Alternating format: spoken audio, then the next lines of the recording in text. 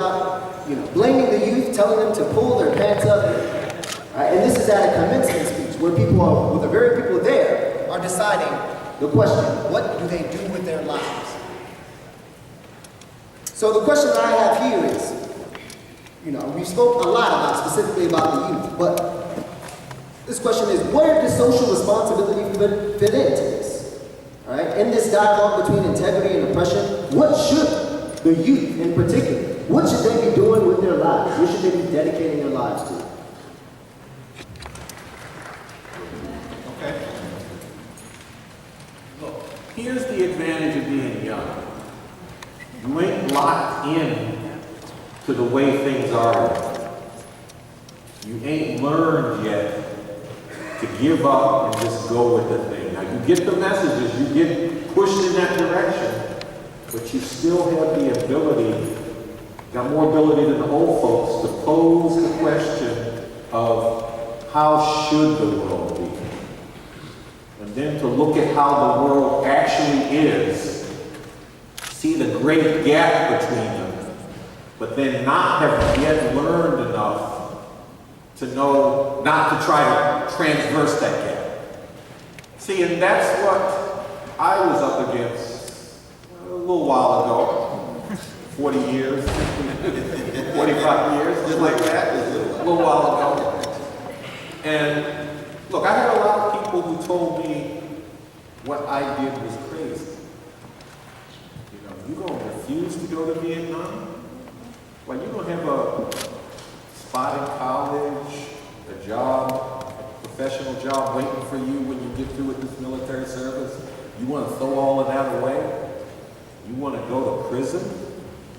Is that what you want to do? And some of them had helped to raise me, so they were like, boy, that's not what we were preparing you for. But see, and I have to admit, the times were different then, and there were a lot of other young people who were doing it. So it didn't seem as crazy to say, no, this is not the way the world should be. The world should be different than this, and we are going to step up and make it different. Now, this is a challenge that I want to put out to the young people. Look, I know how you get dogged. I've listened to the president talk about how you got to pull your pants up, that it's your fault that you're in these circumstances. And I have taken that on in every way that I can, and I've already begun to tweet about his Morehouse talk. And right after tonight, I'm going to write something about that speech, because it was another case of him saying it is those people are being abused in this society, it's their own damn fault, they should stop blaming the system for holding them down and take some responsibility. Well, I am going to challenge people to take responsibility, but not responsibility in the context that he's putting it out. You got to take responsibility for looking at what's wrong and standing up and saying, I ain't knuckling under to this no more. I'm not going to be beat down and suffered in silence. If you're in a little better off situation, then you need to say, well, look, I might not be being beat down, but I know that folks over there and over there are being beat down. And I am not going to stand by and let that go down. Now, I've directed these remarks at the young people, but I want to spread that to the older folks too, because you can be young in spirit. You can be youthful enough in your approach and orientation to not get locked into what Cornel talks about being adapted to injustice, being indifferent to the things being brought down on people. So I don't want to limit it to young people. And then the other thing I want to say is that, look, there is a party out there that is not only building resistance, but has an understanding of the source of all these problems and the way to solve them. We've got a strategy and an approach towards revolution, and we've got leadership for carrying that through. And I encourage you to get with that movement for revolution, to check it out, to work through your questions with it. But as you're doing that, join us in doing something about this injustice. That's the question of what kind of people are we going to be? Are we going to be people who accept the bullshit that this society brings down and just rolls and looks for the best position within it? Or are we going to say, no, that's not how things should be, and then work to make them the way that they should be?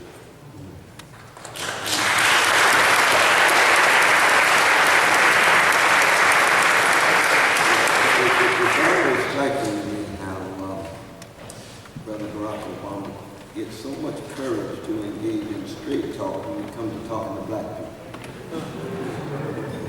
Straight talk to the business roundtable? Not at all. We didn't really care.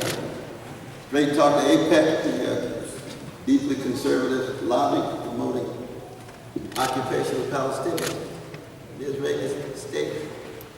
Comes in with a smile, no straight talking out. When it comes to black folk, before it was stop whining. But the mainstream press said, oh, he's so courageous, he told the truth to black folk.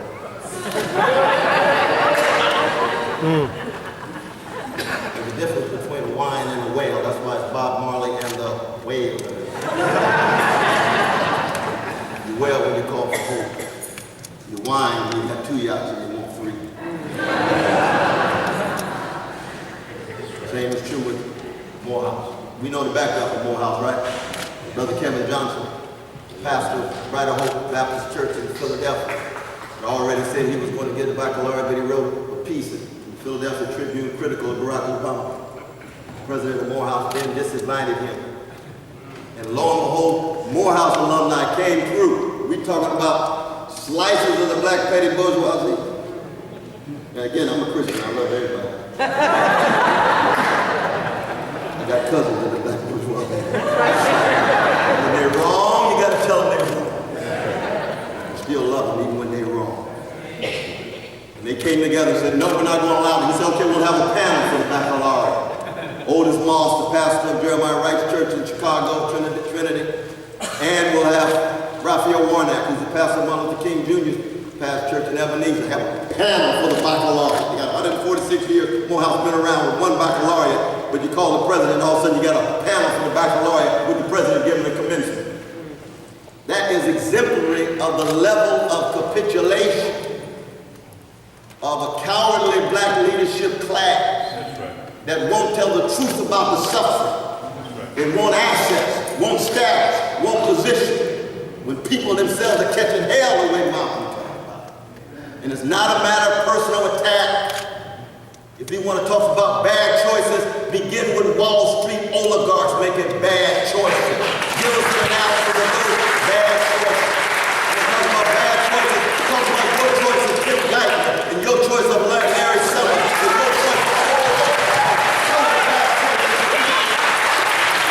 all of them make bad choices. Let's be honest about the context. Let's be clear about what the context actually is and what the live options are available to people. And that's what upsets me, but I was not surprised. I haven't heard the whole speech. I only read the New York Times, so I know I can't believe the whole speech. The New York Times. I'm specialized in telling the truth.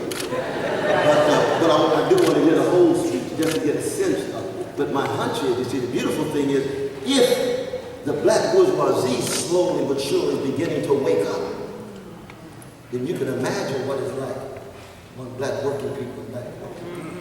And if the upper middle classes in other parts of our society and spheres are beginning to wake up, you can imagine what it's like among the poor and working class.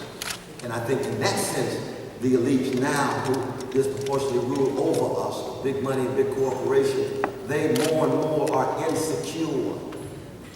They more and more are confused. They thought they had a set of strategies that worked.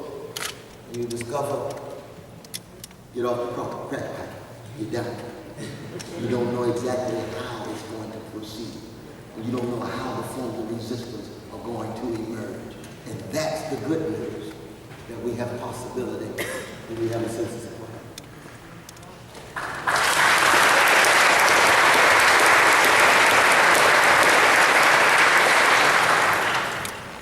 So I want to ask a question that takes us a little bit off the central theme of the evening, but it's related. Both of you have touched on it this evening and backstage and in your work over the years, and that is the oppression, the degradation, the violence against the terror, the ridicule, and of half of humanity that is born female. I want to take the time to talk about it because, not because I'm a woman, but because I'm a revolutionary. Because this question is central to the emancipation of humanity. And one of the things that happens, and I experience this all the time, and I know that other people do, is that there is so much violence, there is so much degradation, there's so much music celebrating the degradation, the pimping of women. There's so much viciousness in the pornography, the mainstreaming of this, the epidemic around the world of rape, there's the assault on women's right to abortion, to determine when and whether they're going to have a child. All of this is going on, and so much of the time it's normalized. And people, they don't even see it, first of all, or they think it's just human nature. Now, I don't think it's human nature, I think it's the nature of the system. I also think that you two are living embodiments of the fact that it's not in the male DNA. But I think it would be very, I would like to hear you, I think it would be valuable for you to both speak about why you make that such a core issue in your work and your fight for a different world and a better world. Why it's not a side issue, why it's an issue that everybody, including men, need to be taking up.